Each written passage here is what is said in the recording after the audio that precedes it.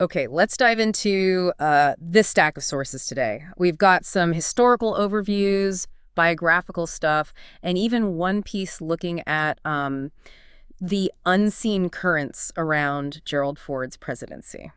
Yeah, it's really quite a story, isn't it? A presidency unlike any other. Totally. I mean, a guy who gets to the top job, the highest office, without a single vote for president or even vice president. Exactly. And that's kind of the core of what we're exploring today, right? Yeah. Using these sources to unpack, the key moments, the massive challenges he faced, the Right. controversies. How did he actually get there? What was waiting for him? And what do these specific sources tell us about, well, about him and that particular moment in history? And there's some fascinating questions raised in this material, like, Mhm. was his rise just pure chance, Yeah. circumstance? Or were there other things going on? Maybe those unseen currents, the one source talks about, influencing the political scene.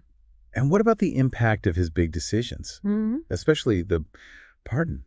Did that have longer lasting effects than maybe we realize? Yeah, and what can we learn from someone who had to lead, basically, a nation in crisis mode?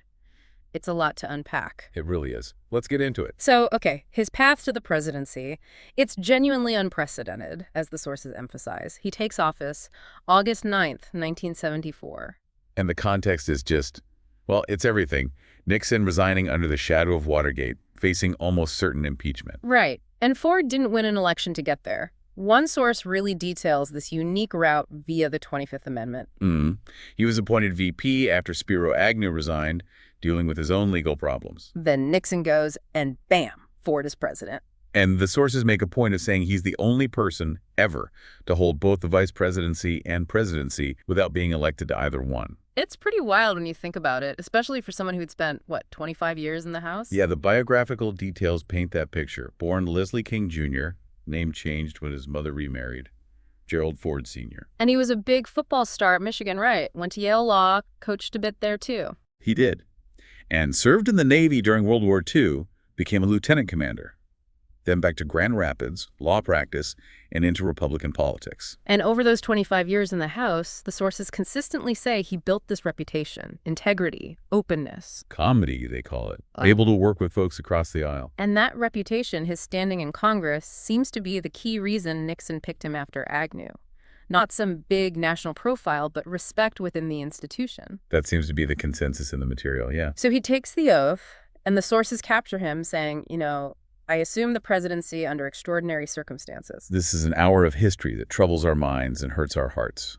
Captures the mood, doesn't it? It really does. And then that famous line, our long national nightmare is over. A powerful statement. Mm-hmm.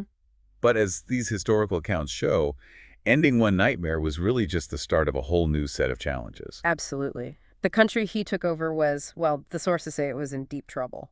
Their economy was struggling badly, inflation was sky high, and America's reputation internationally, damaged by Watergate Vietnam. Public trust in government was just, rock bottom. Profoundly shaken, is how one source puts it. So his first big goal, stated clearly, was trying to heal the nation after Watergate. Which leads almost immediately, like within weeks, to probably his most defining and definitely most controversial act. The Nixon pardon, September 8th, 1974.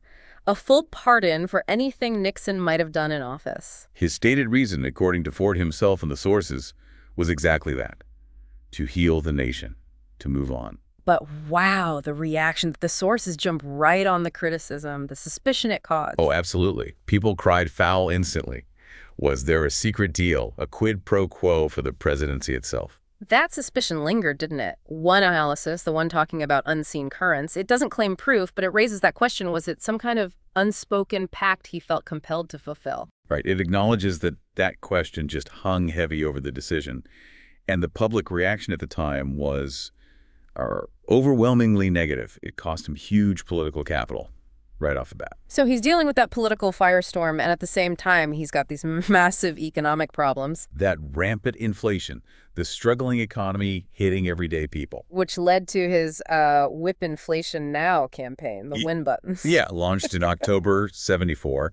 And the sources pretty much all agree it was a famous flop. It just didn't connect, did it? Felt a bit simplistic, maybe? Kind of tone deaf, perhaps, to the real hardship people felt.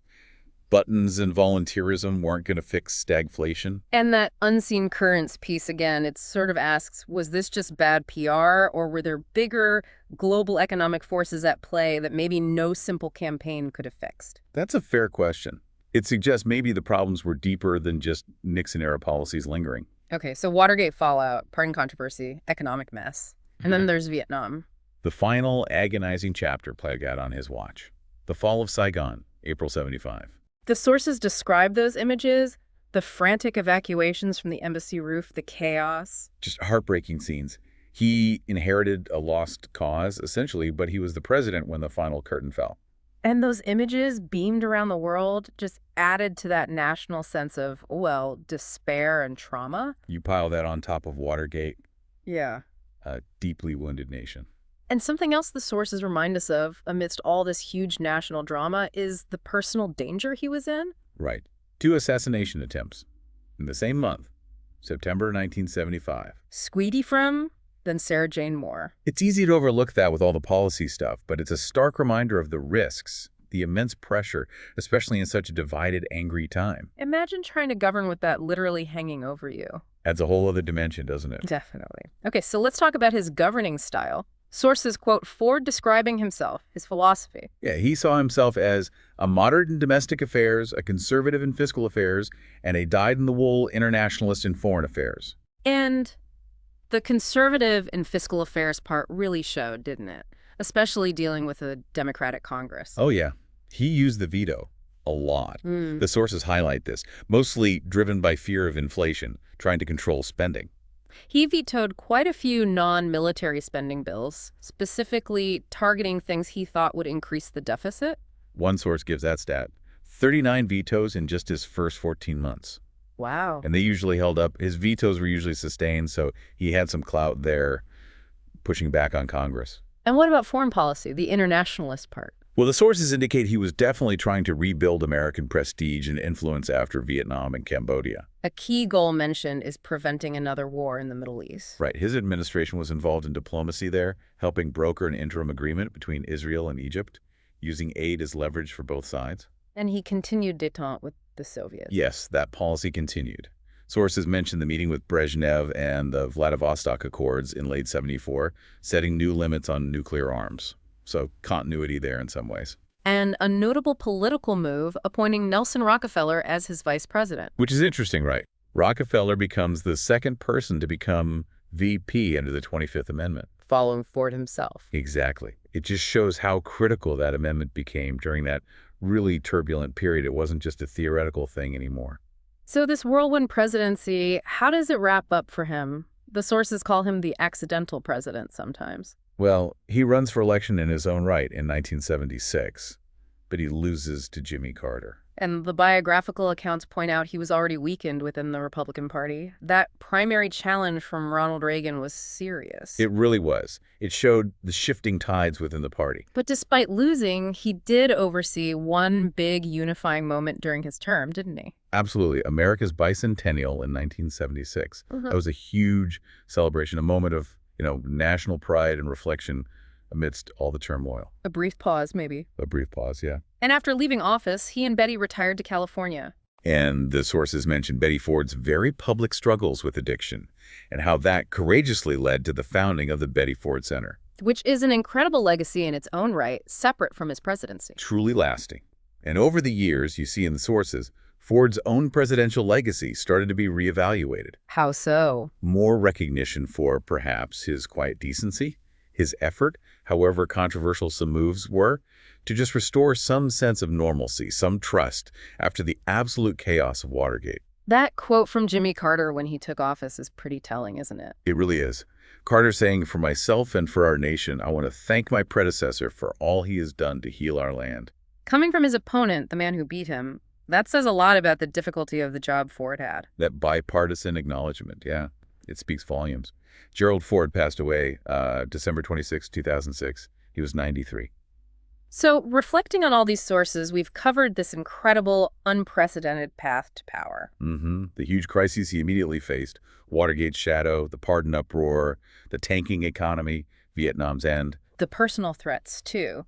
his sort of determined veto-heavy governing style against Congress. And how history's view of him has kind of shifted over time. It was such a concentrated period of crisis and controversy, but also, maybe as some sources hint, a kind of quiet courage. A crucible is a good word for it. Yeah. And it leaves you thinking, doesn't it? Based on these different perspectives, was he just like a placeholder, someone who stepped into the gap? Or was he actually more pivotal? Did those really tough, unpopular decisions, especially, maybe set the country on a necessary, albeit difficult, new path? What else was going on behind the scenes? Those unseen currents, maybe influencing things in ways we still don't fully grasp. It makes you consider the sheer weight of taking on the presidency under those conditions, inheriting that mess. What does it tell us about leadership, maybe resilience, and just how unpredictable he